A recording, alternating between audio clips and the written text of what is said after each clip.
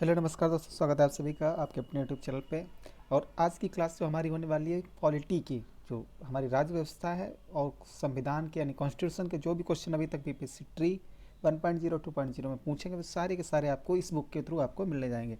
इसमें आप देख सकते हैं कि कक्षा 1 से 5 जितने भी वन ट्री 1.0 एंड 2.0 के सारे क्वेश्चन टॉपिक वाइज इस बुक में दिए हैं। तो ये बुक आपको लेने की जरूरत नहीं है, मैंने आपको सारा का सारा पीडीएफ धीरे एक एक करके मैं प्रोवाइड करा रहा हूँ। आप चैनल पर अगर नया है तो चैनल को सब्सक्राइब जरूर कर लेना, ठीक है। तो चलिए चलते हैं अपने क्वेश्चन पे।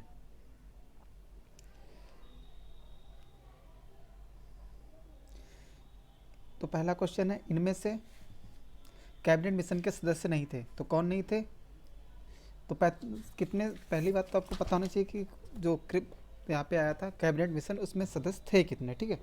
तो कितने सदस्य थे इस पर बात करेंगे। इसमें ऑप्शन नंबर हो जाएगा इसका बिल्कुल सही। क्या हो जाएगा इसका ऑप्शन नंबर? तो इसका ऑप्शन नंबर बिल्कुल सही हो जाएगा सी। ओ सिट, ये क्या हो रहा है यार।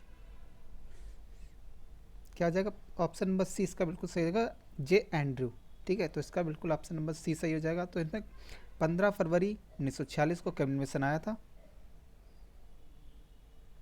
लेकिन ये भारत कब पहुंचा तो कैबिनेट मिशन 24 मार्च 1946 को कैबिनेट मिशन भारत आया, ठीक है। तो इसका उस टाइम प्रधानमंत्री कौन थे ब्रिटेन के, तो क्लेमेंट एटली थे, ठीक है।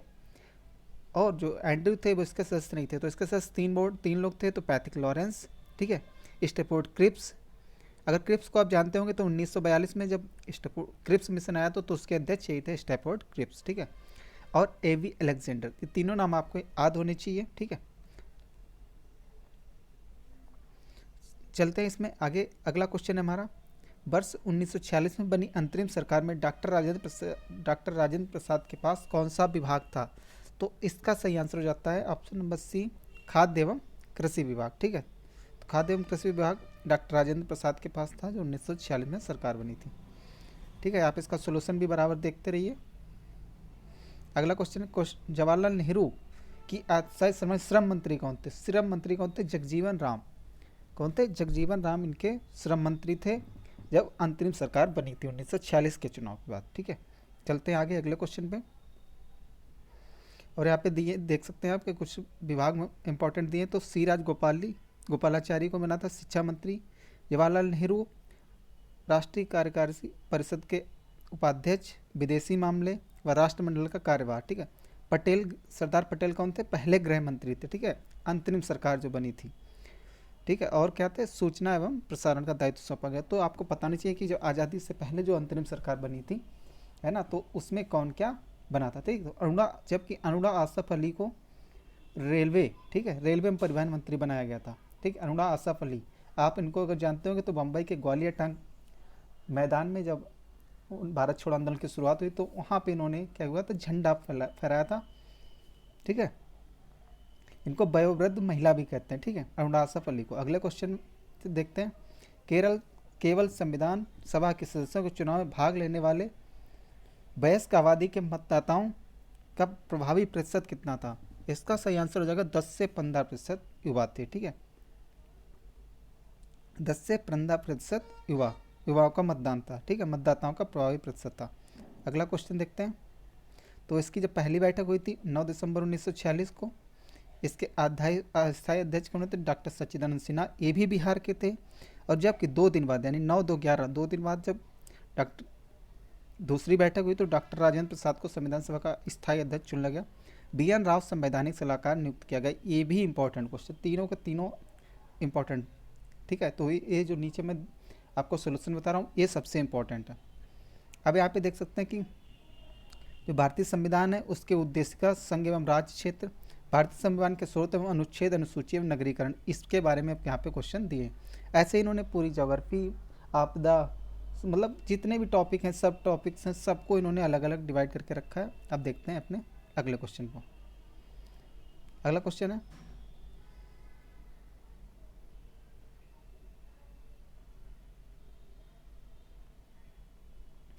ये यार दिक्कत कर रहा है तो भारत में भारतवर्ष में संघवाद के संदर्भ में कौन सा कथन सत्य है। तो पहला अर्धसंघीय है, ठीक है। तो पहला क्या है? अर्धसंघीय ऑप्शन है।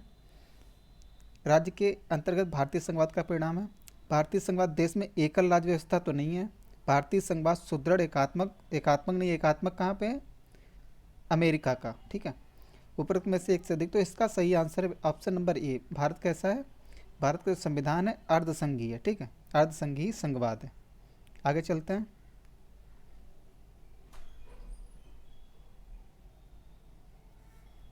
ओके, चलते हैं आगे क्वेश्चन पे। किस अनुच्छेदों के अंतर्गत अध्यक्ष सदन के किसी सदस्य को उसकी मातृभाषा में बोलने का अधिकार दे सकता है? तो अनुच्छेद 120 फर्स्ट, ठीक है, तो इसके तहत ये आपका हो जाएगा। अगला क्वेश्चन है, पांचवी अनुसूची किस विशिष्ट समूह के लोगों के शासन और प्रशासन की सुरक्षा से संबंधित? तो अनुसूचित जनजाति, ऑप्शन नंबर सी बिल्कुल सही हो जाएगा। अगला क्वेश्चन है, इसमें 5 स्टेट हैं, असम, मेघालय, त्रिपुरा, मिजोरम, ठीक है। असम, मेघालय, त्रिपुरा, मिजोरम, 4, सॉरी यहाँ पे 4। अगर मैं इसको यहाँ पे पश्चिम बंगाल को जोड़ दूँ तो ये सारे सारे कहाँ हो जाएंगे? पश्चिम बंगाल जो सीमा लगाते हैं, सॉरी बांग्लादेश से जो सीमा 5 राज्य लगाते हैं उनसे पूरे 5 हो जाएंगे, असम, मेघालय, त्रिपुरा, मिजोरम। पश्चिम बंगाल को भी शामिल करते हैं तो बांग्लादेश से बनाने वाले, सीमा बनाने वाले राज्यों की सूची हो जाएगी। अगला क्वेश्चन चलते हैं, भारतीय संविधान के किस अनुच्छेद में द्वारा अस्पृश्यता का अंत किया गया? तो अनुच्छेद 17, ऑप्शन नंबर सी। अनुच्छेद 14 में क्या है? समता का अधिकार, समता का अधिकार, ठीक है, ओके। और अनुच्छेद 22 में क्या है? गिरफ्तारी के संबंध में संरक्षण, ठीक है। अगला क्वेश्चन पे चलते हैं। आप देखते हैं अनुच्छेद 22 का संबंध गिरफ्तारी और कुछ मामलों में नज़रबंदी के खिलाफ है। अनुच्छेद 15 किसी तरीके का भेदभाव नहीं होगा। अनुच्छेद 14 का संबंध है विधि के समझ, समता, ठीक है। ये सारे क्वेश्चन आपके हो गए। अगले क्वेश्चन पे चलते हैं। अगला क्वेश्चन हमारा, सिक्किम भारतीय संघ का पूर्ण राज्य कब बना? तो ये बना था 1975 में। पहला 35वां संविधान संशोधन 1974 हुआ, ठीक है, उसके तहत किया गया, इसको सिक्किम को सह राज्य बनाया गया। फिर हुआ 36वां संविधान संशोधन 1975 और इसको क्या किया? पूरी तरीके से अपने में शामिल कर लेगा, यानी हो जाएगा ऑप्शन नंबर बी बिल्कुल इसका सही हो जाएगा, ठीक है। तो कब हुआ? ये हुआ है, और इसमें विधानसभा की सीटें कम हैं, 32 सीटें सबसे कम यहीं की हैं, ठीक है। और 22वां राज्य बना था। कब बना था? 22वां राज्य बना, सिक्किम भारत का 22वां राज्य बना था और इसकी स्थापना कब हुई थी? 16 मई 1975 को ये भारत में शामिल हो गया, ठीक है। ये भी आपको याद रखना है, 22वां राज्य बना था सिक्किम। आपको यहाँ नीचे सारी की सारी डिटेल मिलती रहेगी। समुद्र पारी भारतीय नागरिकता IOC योजना भारत में निम्न से किस अधिनियम के द्वारा प्रारंभ की गई? तो कब प्रारंभ गई? ऑप्शन नंबर ए 2003, नागरिकता संशोधन अधिनियम 2003, ठीक है। तो ऑप्शन नंबर ए बिल्कुल इसका सही हो जाता है। अगले क्वेश्चन पे चलते हैं। अगला क्वेश्चन हमारा, भारतवर्ष के संविधान की प्रस्तावना बंधुत्व निम्नलिखित में से मुख्यतः किससे आश्वासित करता है? ठीक है, तो इसका ऑप्शन नंबर ए के अंदर का व्यक्ति की गरिमा। तो इसमें क्या हो जाएगा? एक से अधिक ऑप्शन हो जाएगा, बिल्कुल सही बात है। देखो ये ए भी होता है, व्यक्ति की गरिमा, देश की एकता, अखंडता, ये सब सारी की सारी चीज़ें, यानी इसका ऑप्शन नंबर डी हो जाएगा, एक से अधिक। ठीक, अगला क्वेश्चन है मूल कर्तव्य, मूल अधिकार, मूल कर्तव्यों से जो जितने भी क्वेश्चन बने सारे यहाँ पे आपको देखने को मिलेंगे। चुप रहने की स्वतंत्रता भारत में किसका अधिकार है? तो ये हमारा है मौलिक अधिकार। ठीक है, ऑप्शन नंबर सी बिल्कुल सही हो जाता है, चुप रहने का अधिकार हमारा मौलिक अधिकार है। ठीक है, इसके आगे चलते हैं। अगला क्वेश्चन, यहाँ पे सूची 1 और सूची 2 को यहाँ पे मिलाना है।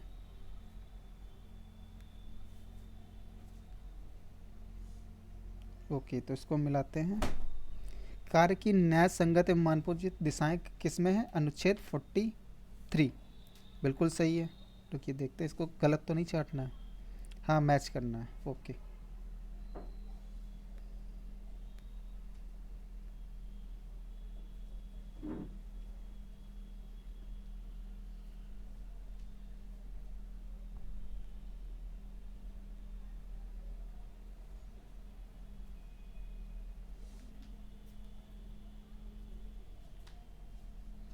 तो क्या दिया है यहाँ पे?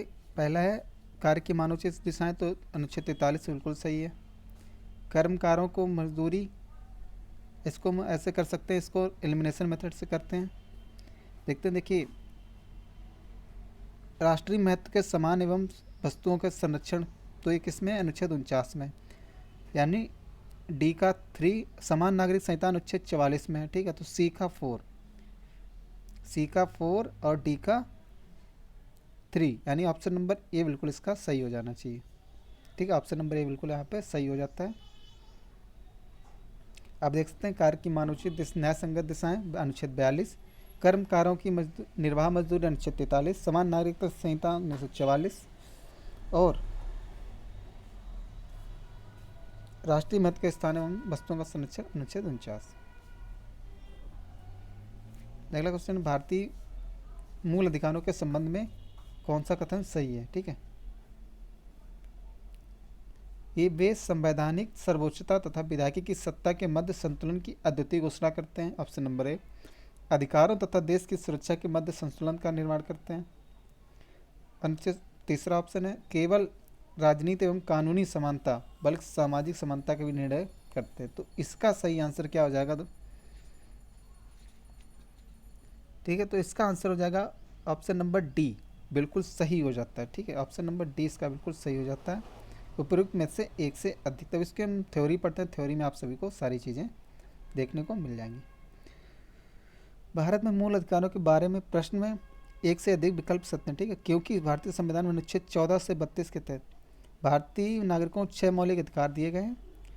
सामान्य कानूनों द्वारा कानूनी अधिकारों के विपरीत मौलिक अधिकारों को देश के संविधान द्वारा गारंटी एवं सुरक्षा प्रदान की गई है। ये संवैधानिक सर्वोच्चता तथा विधायिका की सत्ता के मध्य संतुलन की अद्वितीय घोषणा करते हैं, ये भी सही है। ये न केवल राजनीतिक एवं कानूनी समानता बल्कि सामाजिक समानता का भी निर्णय करते हैं। तो ऑप्शन नंबर डी इसका बिल्कुल सही हो जाता है। अगला क्वेश्चन है, अपराधों की दोष सिद्धि के संबंध में भारतवर्ष के अंतर्गत निम्नलिखित में से कौन सा कथन सही है? ठीक है, तो इसमें हम आइए देखते हैं क्या क्या इसमें सही है। तो भारत के संविधान में दोहरे दंड का प्रावधान नहीं पाया गया है, बिल्कुल सही बात है कि दोहरा दंड किसी को नहीं दिया जा सकता है। संविधान में अपराध से अधिक दंड से सुरक्षा दी गई है। तो जो दंड के लिए सही, मतलब जिसके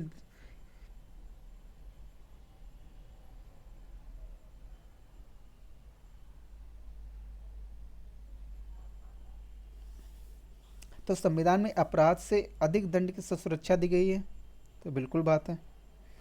देश में उसी अपराध के लिए एक सरकारी कर्मचारी के विरुद्ध न्यायिक तथा विभागीय कार्रवाई की जा सकती है। तो इसका ऑप्शन नंबर डी बिल्कुल सही हो जाता है। ऑप्शन नंबर डी इसका बिल्कुल सही हो जाता है, ऑप्शन नंबर डी। अब चलते हैं इसका सोल्यूशन देखते हैं। सोल्यूशन में आपको सारी चीज़ें क्लियर होने वाली हैं। भारतवर्ष के अंतर्गत अपराधों की दोष सिद्धि के संबंध में दिए गए प्रश्न में से एक से अधिक विकल्प सत्य हैं, क्योंकि भारतीय संविधान के अनुच्छेद 20 में कहा गया किसी भी व्यक्ति को एक ही अपराध के लिए एक से अधिक बार गिरफ्तार या दंडित नहीं किया जा सकता। ठीक है, और क्या कहा गया है? अर्थात भारतीय संविधान में दोहरे दंड का प्रावधान नहीं पाया जाता है एवं संविधान में अपराध से अधिक दंड से सुरक्षा की, यानी जो व्यक्ति ने अपराध किया उसी के लिए उसको दंड मिलेगा, उससे ज़्यादा उसको दंड नहीं मिलेगा। जो भी नियम बने हैं उन्हीं के अनुसार उनको दंड दिया जाएगा, उससे ज़्यादा उसको दंड नहीं दिया जा सकता। अगला क्वेश्चन, भारतीय संविधान मौलिक अधिकारों के विचार का संदर्भ कहाँ से? तो मौलिक अधिकार कहाँ से लेगा? तो यूएसए से। ठीक है, आयरलैंड से हमने क्या लिया है? डीपीएसपी, नीति निर्देशक तत्व, डीपीएसपी। ठीक, यहाँ से क्या लिया हमने? संसदीय प्रणाली यहाँ से ली है यूके से। और क्या लिया? एकल नागरिकता है ना। और कनाडा से क्या लिया? संघात्मक, अर्ध संघात्मक शासन है अपने यहाँ, अर्ध संघात्मक। ठीक है, ये सारी चीज़ें हो जाती हैं यहाँ पे। और उपराष्ट्रपति का पद कहाँ से लिया? वो भी हमने अमेरिका से लिया है, यानी यूएसए। तो इसका सही आंसर हो जाता है ऑप्शन नंबर बी, यूएसए। ठीक है, अगला क्वेश्चन है, भारतीय संविधान में राज्य की नीति निर्देशक यानी डीपीएसपी भी मैंने आपको बताया कहाँ से लिए गए? आयरलैंड से। ऑप्शन नंबर सी बिल्कुल इसका सही हो जाता है। ठीक है, आप देख सकते हैं यहाँ पे। तो अनुच्छेद 36 से 51 भाग 4। ओके, अगला क्वेश्चन है, निम्नलिखित में से कौन सा भारत के संविधान के अंतर्गत मूल कर्तव्य? तो मूल कर्तव्य कौन सा है? देश की एकता एवं अखंडता को कायम रखना, ये भी मूल कर्तव्य है हमारा। अब मूल कर्तव्य जो आप करें तो आपको याद रखना है कि देश के लिए हम क्या करना चाहिए, ठीक है। तो प्राकृतिक पर्यावरण को सुरक्षा प्रदान करना, अपने बच्चे को शैक्षिक अवसर प्रदान करना, ये कब जोड़ा गया था? 86वां संविधान संशोधन 2002, ठीक है, 2002 में जोड़ा गया था 11वां मौलिक कर्तव्य, ठीक है। तो ये आप सभी को पता होना चाहिए कि 6 से 14 वर्ष तक के बच्चों को क्या करना है, माता पिता को ये कर्तव्य है उनका कि वो उनको शिक्षा प्रदान करवाएं, है ना। तो ये हो जाएगा, एक से अधिक का ऑप्शन सही हो जाएगा, बिल्कुल सही। ये आप देख सकते हैं, सोल्यूशन आप पढ़ लीजिएगा। एक्चुअली अगर मैं पढ़ूंगा तो बहुत लंबा हो जाएगा। तो 42वां संविधान संशोधन 1976 के द्वारा जोड़े गए। क्या भारत के मूल जो हमारा संविधान था उसमें मौलिक कर्तव्य थे? तो बिल्कुल नहीं थे। बाद में ये 10 जोड़े गए हैं, 1976 में जोड़े गए हैं। एक कब जोड़ा गया? अभी मैंने आपको बताया 2002 में, 86वां संविधान संशोधन 2002, ठीक है। आगे चलते हैं। भारत में प्रेस स्वतंत्रता लोगों को प्राप्त है क्योंकि, तो ये कैसे में मिलती है? तो इसका सही आंसर हो जाएगा 19 नंबर क्वेश्चन का आंसर नंबर बिल्कुल सही रहता है, सी। तो ये हमें कब मिलती है? अनुच्छेद 19 के तहत हमारा मौलिक अधिकार है, ठीक। आर्टिकल 19 में हमारा मौलिक अधिकार दिया है, वाक एवं अभिव्यक्ति की स्वतंत्रता। तो वही हो जाएगा, ऑप्शन नंबर सी आपका बिल्कुल सही हो जाएगा। अगला क्वेश्चन। अब राष्ट्रपति, उपराष्ट्रपति और मंत्रिपरिषद, महान्यायवादी, इनके बारे में अभी तक क्या क्वेश्चन पूछे गए उसको हम देखते हैं। भारत की उद्घाटित संसद में सांसदों के लिए कुल कितने स्थान हैं? कुल कितनी सीटें बनी गई हैं? तो ऑप्शन नंबर बी बिल्कुल इसका सही हो जाता है, 1272। कितनी? 1272 इस वहाँ पे बनाई गई हैं, ठीक है। आगे चलते हैं। अब यहाँ से इसके आप सोल्यूशन देखेंगे। भारत की नव उद्घाटित संसद में सांसदों के लिए 1272 यानी 888,384, ठीक है। तो इसको आप लोकसभा, और ये टोटल याद रखिए, अगर कभी आपसे पूछ लेगा तो आप घटा के राज्यसभा की निकाल लेंगे, ठीक है। तो इसके वास्तुकार कौन है? बिमल पटेल। भारत की संसद के नए भवन के प्रभारी वास्तुकार का नाम क्या है? तो आप यहाँ पे, अभी मैंने आपको बताया, देखिए बिमल पटेल आपके यहाँ पे सही आंसर हो जाएगा।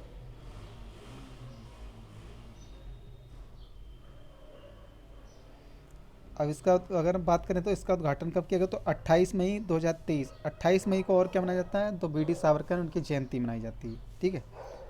तो इसमें 3 प्रवेश द्वार हैं, क्या उन कौन से हैं? शक्ति द्वार है, कर्म द्वार है, और कौन सा है? ज्ञान द्वार। अगला क्वेश्चन है। अब संघ की न्यायपालिका से अभी तक क्या क्वेश्चन पूछेंगे उनके बारे में देखते हैं। भारत एकीकृत न्यायपालिका रखता है क्योंकि भारत में एक मौलिक विधि तथा सर्वोच्च स्तर पर सर्वोच्च न्यायालय, उसके नीचे अधीनस्थ। बिल्कुल सही बात है। Option number A. उच्च न्यायालयों के न्यायाधीश राष्ट्रपति द्वारा नियुक्त किए जाते हैं। उच्च न्यायालय केंद्रीय शासन के उपविभाग के रूप में करता, तो बिल्कुल गलत बात है। तो इसका नंबर ऑप्शन ए हो जाएगा, डी बिल्कुल सही हो जाएगा। तो इसको देखते हैं सोल्यूशन क्या है। भारत एकीकृत न्यायपालिका रखता है, बिल्कुल सही बात है। तो क्योंकि भारत में ये मौलिक विधि सर्वोच्च स्तर पर सर्वोच्च न्यायालय, ठीक है, ये सारी बातें सही हैं। मुख्य न्यायाधीश और उच्च न्यायालय के न्यायाधीशों की नियुक्ति संविधान के अनुच्छेद 217 के खंड 1 के तहत राष्ट्रपति के द्वारा की जाती है। उच्च न्यायालय राज्य के न्यायिक प्रशासन के प्रमुख होते हैं। उच्च न्यायालय केंद्रीय शासन के एक उपविभाग के रूप में कार्य करते हैं, ठीक है। तो ये बिल्कुल सही हो जाता है, सारे के सारे इसमें सही हैं। देखिए, जहाँ पे मुझसे एक्सप्लेनेशन में गलती होती है तो इसीलिए मैं आपको यहाँ पे तुरंत आपको जो सोल्यूशन रियल में है, जिसकी मतलब हम कह सकते हैं ओरिजिनलिटी है कि वो मूल रूप से वही सही है, तो मैं इसीलिए आपको नीचे भी एक्सप्लेन करता हूँ। कभी कभी एरर हो जाता है तो मैं उसके लिए आपको यहाँ पे सोल्यूशन में तुरंत दिखा देता हूँ, ठीक है। अदरवाइज मैं सोल्यूशन इसको हटा दूँ तो आप नहीं जान पाएंगे कि मैंने सही बोला या गलत बोला, आप हमेशा डाउट में रहेंगे, ठीक है। तो मैं पढ़ाने के साथ साथ आपको भी स्क्रीन पर देखना है कि सोल्यूशन में क्या कहा गया, ठीक है। सिर्फ क्वेश्चन नहीं रखना, क्वेश्चन रटने हैं तो फिर आप वन लाइनर की बुक लाइए, ऑप्शनल पढ़ने की कोई ज़रूरत नहीं है आपको, ठीक है। भारतीय सर्वोच्च न्यायालय ने किन किन मुकदमे में सर्वप्रथम संविधान के मूल ढांचे का सिद्धांत तो कब दिया था? केशवानंद भारती, ठीक है। केशवानंद भारती बाद हुआ था 1973 में, 1973 में हुआ था। सर्वप्रथम संविधान के मूल ढांचे का सिद्धांत दिया, ओके। 1973 केशवानंद भारती बनाम केरल राज्य। ठीक है, तो किंतु संविधान के अनुच्छेद 368 से संसद को संविधान के मूल ढांचे में परिवर्तन का अधिकार प्राप्त नहीं है।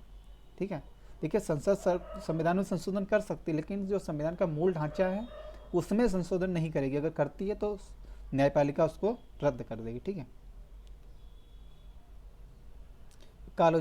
कॉलेजियम प्रणाली के बारे में निम्नलिखित कथनों पर विचार कीजिए। ठीक है, तो कॉलेजियम प्रणाली के बारे में क्या है? सुप्रीम कोर्ट कॉलेजियम एक 5 सदस्यीय निकाय है जिसकी अध्यक्षता भारत के मौजूदा मुख्य न्यायाधीश सीजेआई करते हैं, और उस समय इसमें न्यायालय में कार्यरत 4 अन्य वरिष्ठ नागरिक न्यायाधीश शामिल होते हैं। तो बिल्कुल सही बात है ये। अगला है, संसद ने विधि द्वारा कॉलेजियम प्रणाली का आरंभ किया है। और तीसरा ऑप्शन है, इसका उच्चतम न्यायालय और उच्च न्यायालय के न्यायाधीशों की नियुक्ति कॉलेजियम प्रणाली के तहत से की जाती है। बिल्कुल सही बात, तीसरा बिल्कुल सही है। कॉलेजियम प्रणाली की शुरुआत 1993 में पीएन भगवती ने ऐतिहासिक फर्स्ट जज मामले के उपलक्ष्य में की गई थी। तो ये भी सही नहीं है, तो इसका ऑप्शन नंबर बिल्कुल हो जाएगा डी, 1 और 3। तो इसके बारे में 2 बातें सही हैं। इसमें 5 लोग होते हैं, ठीक है, और एक सीजीआई होते हैं, और इसमें न्यायालय में कार्यरत 4 अन्य वरिष्ठ नागरिक न्यायाधीश शामिल होते हैं। ठीक है, तो ये ऑप्शन नंबर इसका सॉरी ए सही है। और कौन सा सही है? ऑप्शन नंबर 3 यानी 1 और 3, ये ऑप्शन बिल्कुल सही हो जाएगा, ऑप्शन नंबर डी। ठीक है, अब जब आप देखेंगे तो ऑप्शन नंबर डी यहाँ पे बिल्कुल सही हो जाता है। अगला क्वेश्चन है, आप इसको सोल्यूशन को पढ़िएगा अच्छे से, क्योंकि आप टाइम देंगे तो अलग बात है, हम टाइम देंगे तो ये वीडियो बहुत लंबा खिंच जाएगा। ठीक है, मौलिक अधिकारों को लागू करने के लिए न्यायालय निम्नलिखित में से किससे जारी करता है? तो रिट जारी करता है ना। अगर आप सुप्रीम कोर्ट जाना है तो अनुच्छेद 32 के तहत जाइए, अगर आपको हाई कोर्ट जाना है तो आप जाइए 226 के तहत। ठीक है, अनुच्छेद 226 के तहत हम हाई कोर्ट जा सकते हैं जब हमारे मौलिक अधिकारों का हनन हो रहा हो। अगला क्वेश्चन, राज्यों के उच्च न्यायालय के संबंध अधीनस्थ न्यायालय और संघ राज्य क्षेत्र के बारे में अब तक जो क्वेश्चन आए हैं बीपीएससी ट्री में, वो देखते हैं। उच्च न्यायालय में न्यायाधीशों की संख्या निर्धारित करने का अधिकार किसके पास है? तो राष्ट्रपति के पास। ऑप्शन नंबर ए बिल्कुल सही हो जाता है, राष्ट्रपति के पास ये पावर है। ठीक है, इसमें एक चीज़ और देख लें कि न्यायाधीशों की नियुक्ति कैसे होती है। ठीक है, ये काफ़ी महत्वपूर्ण हो जाता है, कभी कभी डाउट में क्वेश्चन गलत हो जाते हैं। तो उच्च न्यायालय में न्यायाधीशों की संख्या निर्धारित करने का अधिकार राष्ट्रपति के पास है। अनुच्छेद 217 के अनुसार उच्च न्यायालय के न्यायाधीशों की नियुक्ति राष्ट्रपति करता है। ठीक है, करता राष्ट्रपति है, पूछता किससे? भारत के मुख्य न्यायाधीश तथा संबंधित राज्य के राज्यपाल के परामर्श से की जाती है। ठीक है, जबकि सर्वोच्च न्यायालय में न्यायाधीशों की नियुक्ति की संख्या, जब सर्वोच्च न्यायालय में जो कितने, सुप्रीम कोर्ट में कितने न्यायाधीश होंगे ये कौन बताता है? संसद। लेकिन जब स्टेट की बात, हाई कोर्ट में कितने जज होंगे, है ना, तो उनको कौन बताता है? राष्ट्रपति। ठीक है, तो ऑप्शन नंबर ए बिल्कुल इसका सही हो जाता है। और हाई कोर्ट के जो जज हैं उनकी नियुक्ति कैसे होती है? राष्ट्रपति करता है संबंधित राज्य के राज्यपाल से परामर्श करके। ठीक है, अगला क्वेश्चन है, आशा करता हूँ वीडियो पसंद आया होगा, चैनल को सब्सक्राइब जरूर कर लें। आगे ज्योग्राफी के जितने भी क्वेश्चन है वो अलग सेट में है, जो इंडियन नेशनल मूवमेंट के हैं वो अलग करा देंगे, सारे के सारे क्वेश्चन आपको, हिस्ट्री के जो क्वेश्चन है वो आपको अलग करा देंगे। भारत में जिला नियोजन समितियों का मुख्य उद्देश्य क्या है? तो जिला नियोजन समितियों का मुख्य उद्देश्य क्या है, इसका सही आंसर आपको बताना है। इसका पहला ऑप्शन है पंचायतों और नगरपालिकाओं की योजना को एकीकृत करना। ठीक, अगला है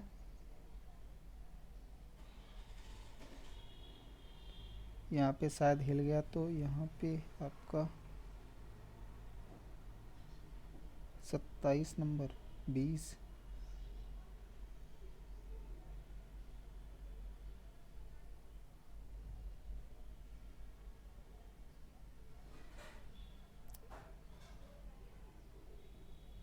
ये जनपद की प्रारूपीय योजना तैयार करना, पंचायतों के मध्य एकीकृत दृष्टिकोण विकसित करना। इसका ऑप्शन नंबर बिल्कुल डी बिल्कुल सही हो जाएगा।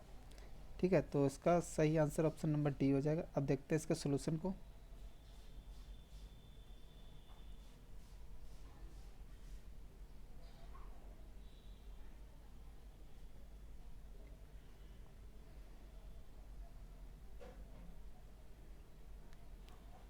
भारत एकीकृत न्यायपालिका रखता है। तो ये तो क्वेश्चन न्यायपालिका वाला आ गया। यहाँ पे हम पढ़ रहे थे।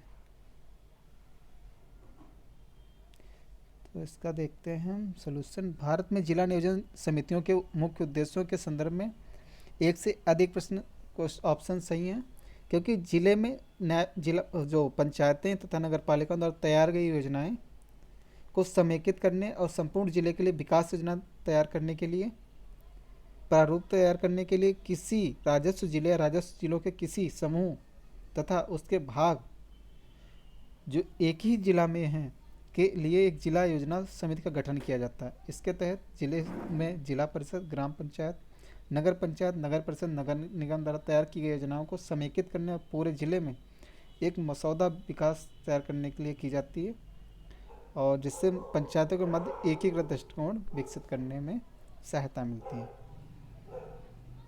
भारत की केंद्रीय सरकार का पंचायती राज मंत्रालय 1921 वर्ष में निर्मित हुआ। तो इसका सही आंसर हो जाता है 2004। ऑप्शन नंबर 20 का बिल्कुल सही हो जाता है 2004 में। ठीक है, आगे चलते हैं। आपात उपबंध के बारे में है। ठीक है,